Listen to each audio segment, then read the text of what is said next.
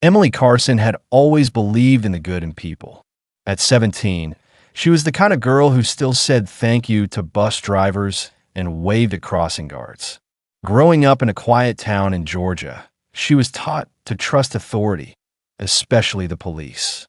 Her father was a retired firefighter, and her mom taught third grade at the local elementary school. Her life, by all outward appearances, was safe, simple, and ordinary that on a warm spring evening, after helping a friend with prom decorations at school, Emily decided to walk home alone. It was just under a mile, and she'd done it countless times before. The streets were quiet, except for the occasional car cruising by. Her earbuds played softly, and she hummed along to a Taylor Swift song, never suspecting that anything could go wrong in a town where everyone knew her name. That was when the patrol car pulled up slowly beside her, tea first. Emily didn't think much of it. She assumed the officer was just checking in, maybe offering a ride home. But when she turned and saw the look on his face, her heart skipped. "Stop right there," he barked. "Let me see your hands." Startled, Emily took out her earbuds and raised her hands slightly, confused. "I'm just walking home, officer," she said calmly. "I said hand where I can see them. Turn around. Now." His tone was aggressive, laced with suspicion. Officer Brandon Tate was new to the town, but already known for his hard stance and intimidating manner. What Emily didn't know was that Officer Tate didn't care much for anyone who didn't fit his narrow view of what was right. And in that moment, he didn't see a sweet, small-town girl. He saw a teenager out late, alone, and to him, that meant trouble. Emily tried to stay calm. "I haven't done anything," she said, but her voice trembled. "That's not for you to decide," he sneered. Without warning, he grabbed her backpack and yanked it from her shoulders. Her books spilled out onto the sidewalk. "What are you doing?" she cried. "Emptying your bag," he said. "I've had reports of suspicious activity in the area. There's nothing in there but school stuff. You can call my mom. She's probably wondering where I am." He didn't listen. He didn't care. Then he pushed her against the car, hard enough to bruise her shoulder. "You resisting?" he muttered. "No," she shouted, her voice breaking. "Please stop." It wasn't just the force that scared her. It was the look in his eyes. Cold, disconnected. He wasn't seeing her as a person. She was just an object to control. There were no witnesses. The street was empty, and Emily's phone had fallen to the ground when he shoved her. He kept asking meaningless questions, like where she was going, why she was alone, if she was carrying drugs, none of which made any sense. She pleaded with him, told him her name, her address, even her mom's phone number. But he wasn't interested in the truth. When he made her sit on the curb like a criminal, she began to cry. "You crying for sympathy now?" he said, mocking her. She looked up at him. "Why are you doing this to me?" He didn't answer. When he reached for his belt, not for his gun, but for his flashlight, Emily flinched. He shined in her face, then down her shirt, in a way that made her skin crawl. "This is abuse," she whispered. "I'm just making sure you're not hiding anything," he said. She tried to shift away, but he forced her still with one hand. "You think just 'cause you're a pretty little white girl, the rules don't apply to you?" he said with a sneer. That was when she realized it wasn't about safety or suspicion or justice. It was about power and control, and she had none. Eventually, he let her go. No charges, no explanation, just a warning to watch herself. Emily ran home in tears.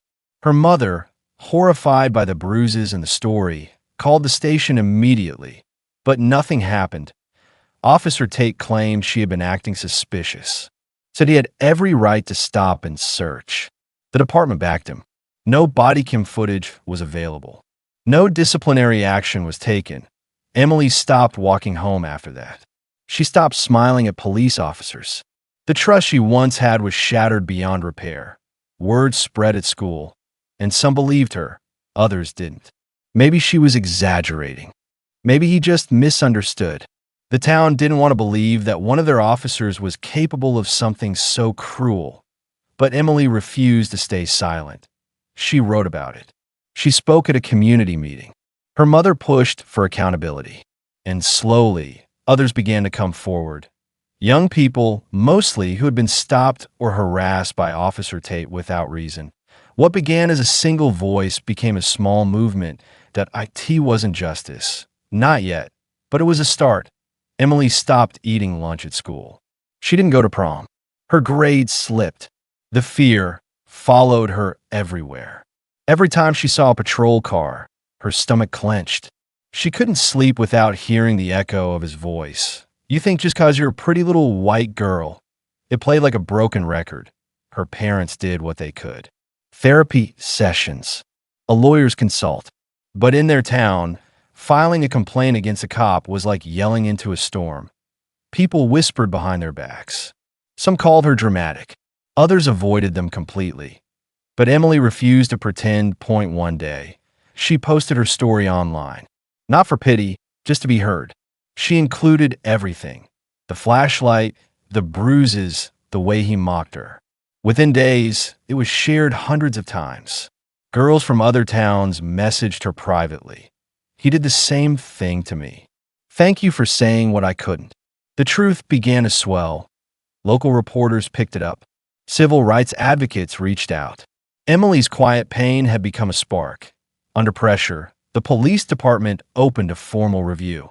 Officer Tate was placed on leave, but not without backlash.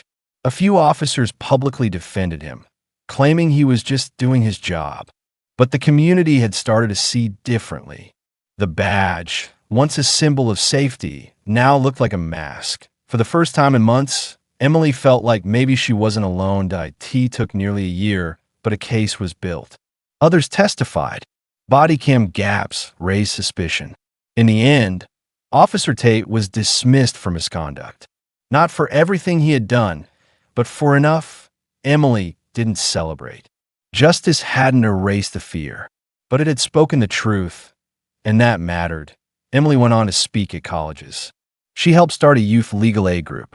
She smiled again, carefully but sincerely, and whenever someone asked why she did it, why she kept pushing even when no one believed her, she simply said, because the uniform was never meant to protect me. But my voice, that was mine, and I chose to use it. 5 years later, Emily stood outside the same school where she once decorated for prom. This time, she was the keynote speaker for a youth empowerment seminar. Her hair was a little shorter now, her voice a little stronger. She had just graduated with a degree in criminal justice. Her goal wasn't revenge, it was reform. She wanted to change the system from within to make sure no one else would be silenced the way she had been. After the talk, a girl approached her, barely 15, hands shaking. I read your story. You helped me get out of something bad. Emily smiled, tears in her eyes. The pain had been real, but so was the healing, and that was enough to keep her going.